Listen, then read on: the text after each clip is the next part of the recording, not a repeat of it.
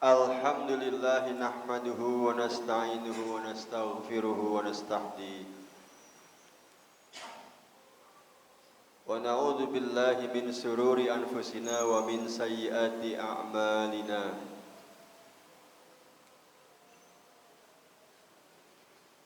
May yahdihillahu fala mudilla lahu wa may yudlilhu falan tajida lahu waliyyan mursyida. Wa ashhadu an la ilaha illallah wahdahu la syarika lah. Wa ashhadu anna Muhammadan abduhu wa rasuluhu la nabiyya ba'dah. Allahumma salli wa sallim wa barik ala sayyidina Muhammad wa ala alihi wa ashabihi wa man tabi'ahu ila yaumil qiyamah.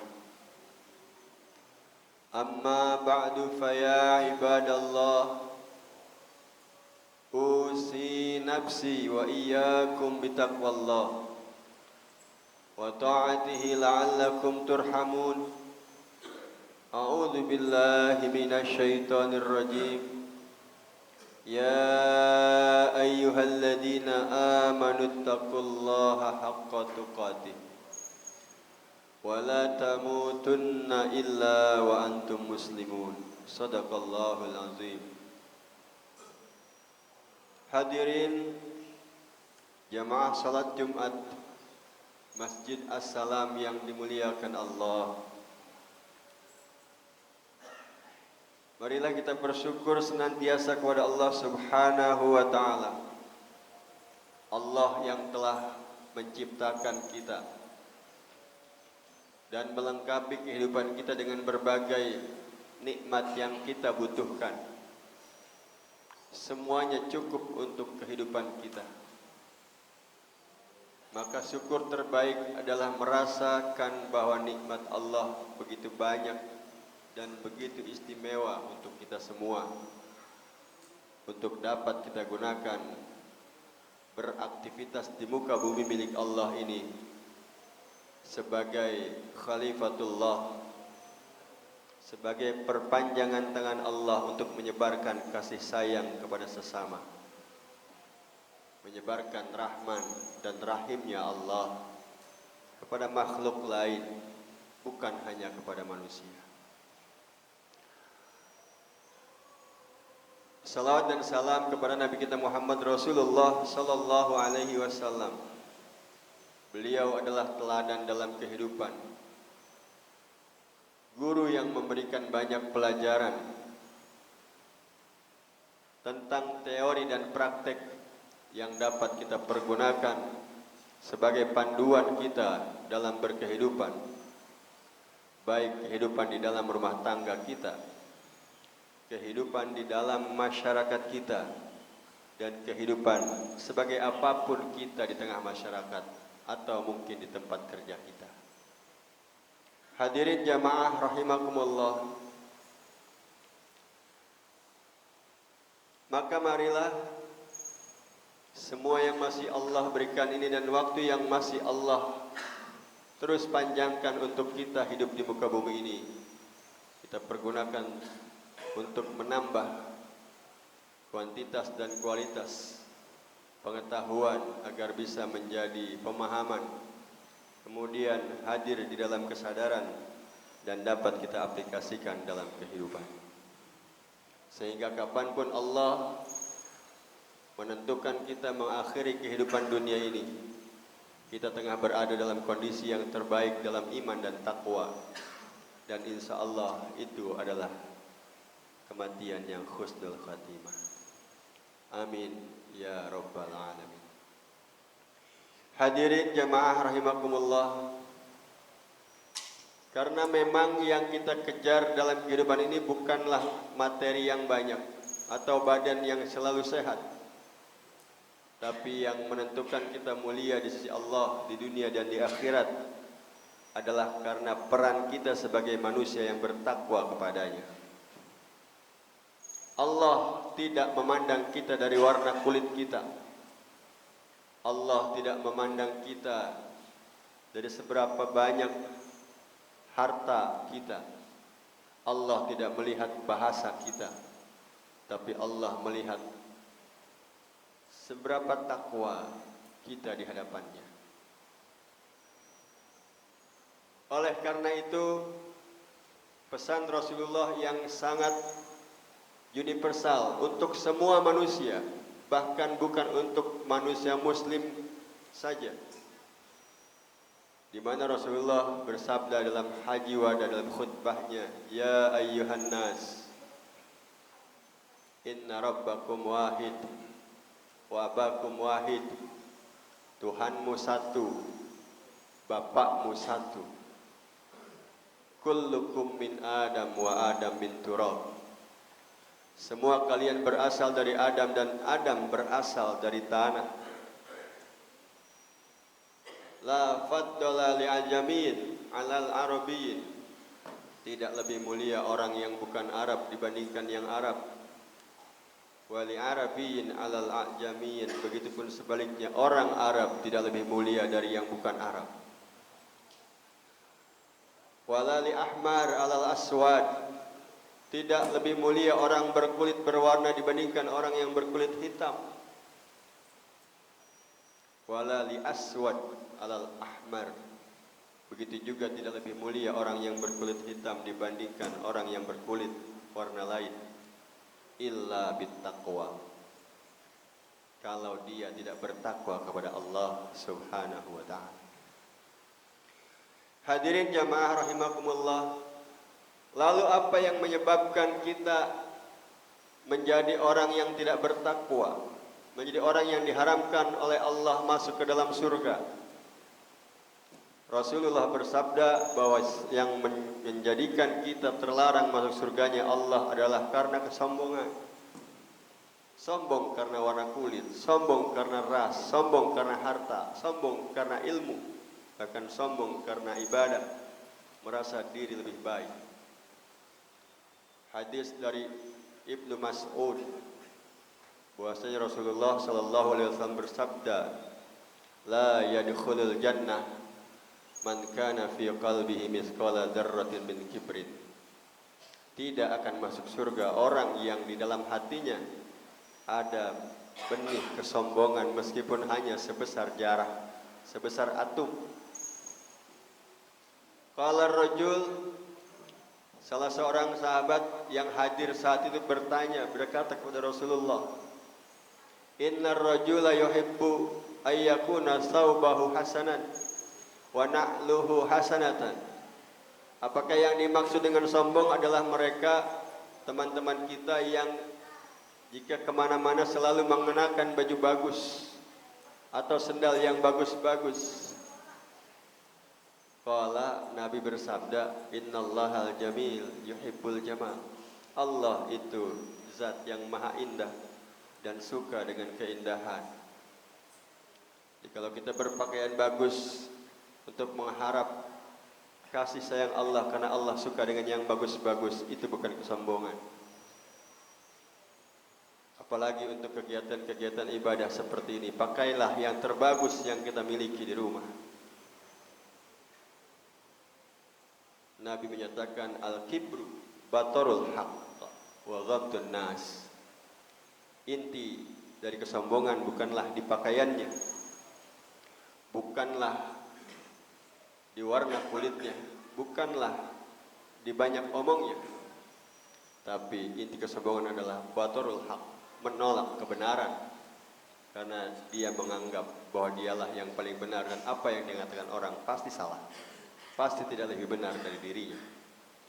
Baghamtun nas, dan kesombongan yang kedua cirinya adalah merendahkan orang lain. Hadirin jamaah rahimakumullah. Kesombongan ini adalah warisan iblis, laknatullah, di mana Allah menciptakan Adam dengan kuasanya. Badannya Allah ciptakan dari tanah. Tertuang dalam surat Sad ayat 71. Id qala rabbuka lil malaikati inni khaliqum basyaram min tin. Tatkala Allah berfirman kepada para malaikat, sesungguhnya aku menciptakan manusia dari tanah. Fa idza sawaituhu, tatkala badannya sempurna yang dari tanah tadi, fa nafakhtu fihi mir ruhi, kemudian aku tiupkan, kata Allah, bagian dari ruhku ke dalam jasad itu. Jadi dalam diri Adam dan dalam diri setiap insan ada ruh yang merupakan tiupan ruhnya Allah, bagian dari diri Allah yang sejati. Disitulah kita inti diri kita sebenarnya, bukan badan ini. Karena badan ini hanya pinjaman dari bumi yang nanti akan kita kembalikan di bumi. Bukan kepintaran kita, karena kepintaran kita datang kemudian setelah kita berproses di alam ini. Bukan harta kita, karena harta kita adalah titipan. Semua yang kita punya adalah sarana yang Allah berikan agar kita bisa memfungsikan diri kita sebagai hamba Allah yang bertugas untuk bekerja mengabdi kepada Allah Subhanahu wa ta'ala. Faqa'ulahu sajidin, tatkala ruhnya telah ditiupkan ke dalam jasad itu, Allah berfirman kepada malaikat, faqa'u lahu sajidin, maka kalian harus respek kepada Adam. Bahwa Adam pun salah satu ciptaan Allah. Allah yang maha rahman dan rahim, Allah yang maha berkuasa menciptakan apapun.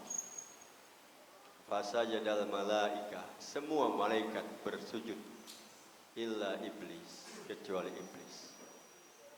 Tatkala Allah bertanya kepada iblis, apa yang mencegahmu untuk tidak sujud, untuk tidak mau sujud ketika aku perintahkan? Ma manaka alla tasjuda id amartuk? Qala, iblis menjawab, ana khairum minhu, khalaqtani min nar wa khalaqtahu min tin. Aku lebih baik daripada Adam.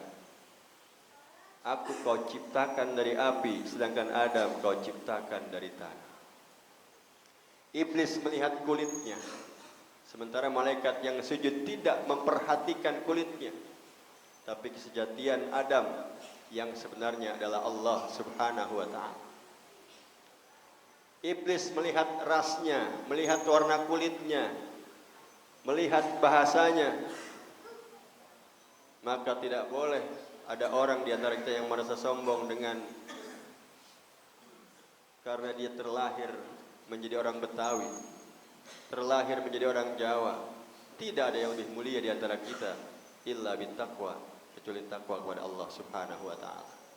Hadirin jemaah rahimakumullah. Oleh karena itu, jika kita melihat kesejatian diri setiap insan, sejatinya semua kita adalah sama. Kita bagian dari zat yang sama. Maka ketika kita menolong diri kita, sejatinya kita sedang menolong diri kita yang lain. Karena kita bersaudara satu sama lain, berasal dari zat yang sama, yaitu Allah Subhanahu wa ta'ala. Oleh karenanya Nabi Sallallahu Alaihi Wasallam mengingatkan kita untuk menjadi manusia yang paling banyak manfaat buat orang lain. Khairun nas anfa'uhum linnas. Dan Allah pun berfirman, in ahsantum ahsantum li anfusikum. Kalian menolong orang, sejatinya kalian sedang menolong diri kalian sendiri. Dan hukum tabur tuai selalu terjadi. Siapa yang menuai kebencian, pasti dia akan dimusuhi orang. Hadirin jamaah rahimakumullah. Oleh karena itu, marilah di dalam masyarakat yang semakin plural ini, dengan berbagai embel-embel ini, embel-embel nama, embel-embel agama, embel-embel suku, yang semua kita sangka adalah diri kita, padahal sejatinya itu hanya sesuatu yang Allah tentukan dan kita tidak pernah bisa memilihnya.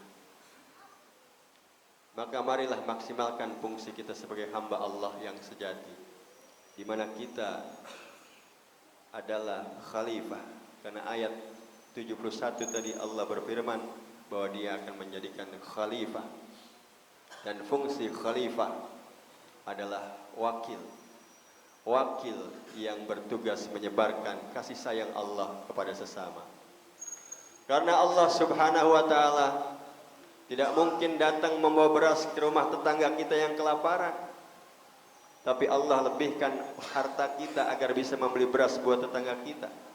Maka kita sedang dipilih oleh Allah untuk mewakilinya, memberikan rizki, memberikan makan kepada tetangga kita.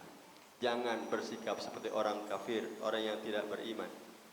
Wa idza qila lahum anfiqu mimma razaqakumullah qala alladziina kafaru lil ladziina aamanu an yut'imu man law yasha'ullahu at'amah. Yasin yang sering kita baca. Tatkala dikatakan kepada mereka, infakkanlah, dermakanlah apa yang Allah rizkikan kepada kalian. Orang kafir berkata kepada orang yang beriman, anut'imu man law yasha'ullahu at'amah. Haruskah kami memberi makan tetangga kami yang kelaparan? Kalau saja Allah memang kuasa, Allah bisa datang sendiri memberikan makan tetangga saya. Dia lupa bahwa dia sedang berfungsi sebagai khalifah yang harus menjalankan peran Allah untuk berbagi kebaikan. Maka bismillahirrahmanirrahim, setiap pekerjaan kita harus kita niatkan bahwa semua aktivitas kita dalam rangka atas nama Allah, bismillahirrahmanirrahim, untuk menyebarkan kasih sayangnya kepada sesama. Barakallah li wa lakum fil Qur'anil azim wa nafa'ani wa iyyakum bima fihi minal ayati wa dzikril hakim wa taqabbala minni wa minkum tilawatahu innahu huwas samiul alim. Aqulu qawli hadza wa astaghfirullahal azim li wa lakum wa lisairil muslimina wal muslimat wal mu'minina wal mu'minat fastaghfiruh innahu huwal ghafurur rahim.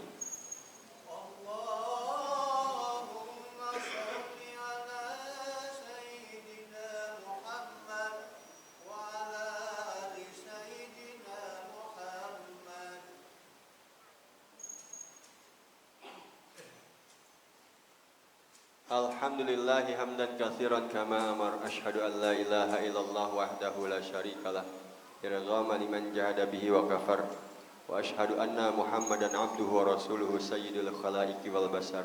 Allahumma salli wa sallim wa barik ala Muhammadil mukhtar wa ala alihi wa ashabihi al ahyar. Amma ba'du, fa ya ibadallah usikum wa iyaya bitaqwallah wa ta'atihi la'allakum turhamun. Hadirin, di khutbah kedua ini sebagai kesimpulan ada pesan dari ulama-ulama kita, diantaranya Yusuf Ibnul Husain menyatakan bahwa di dunia ini fid dunya tughyanani, di dunia ada dua hal yang menyebabkan kita sombong, tughyanul mal wa tughyanul ilm. Kita sombong lantaran harta yang kita miliki, dan yang kedua kita bisa sombong lantaran ilmu yang kita miliki. Padahal harta yang datang ke kita bukanlah karena kita cari semata. Kita hanya berusaha dan Allah lah yang menentukan kedatangannya. Harta sudah ditakar. Allahu yabsutur rizqa liman yasha'u min ibadihi wa yaqdirulah. Allah melebihkan seorang hamba dan mengukur, membatasi sebagian yang lain. Itu adalah takdir Allah Subhanahu wa taala. Maka yakinlah bahwa sebanyak-banyak yang kita punya, masih lebih banyak yang kita belum punya. Begitupun ilmu, kita bukanlah manusia yang paling pintar, karena sebanyak-banyak yang kita tahu, masih lebih banyak yang tidak kita tahu. Kemudian ditambah lagi dengan nasihat dari Imam Al-Ghazali bahwa ada yang ketiga yang membuat kita sombong, tughyanul ibadah. Orang bisa sombong karena ibadah, merasa ibadahnya lebih sunnah, lebih mendekati Rasulullah. Padahal semua ibadah tujuannya adalah yang tadi, illa bittaqwa, tujuannya untuk mencapai ketakwaan. Jangan sampai kita ribut di jembatan, karena jembatan itu hanya cara untuk kita sampai ke tujuan. Jangan merasa yang kunut lebih baik daripada yang tidak kunut, atau sebaliknya. Yang takbirnya di atas telinga, yang di bawah telinga, atau yang di dada merasa lebih baik daripada yang lainnya. Itu hanya jembatan yang kita harus cermati. Sudahkah ibadah-ibadah kita menjadikan kita pribadi yang lebih baik, yang lebih bertakwa kepada Allah Subhanahu wa taala. Allahumma salli wa sallim ala sayyidina Muhammadin fil awwalin wal akhirin wa barik wa sallim radallahu ta'ala ala ashabi sayyidina Rasulillah ajmain. Bismillahirrahmanirrahim. Alhamdulillahi rabbil alamin.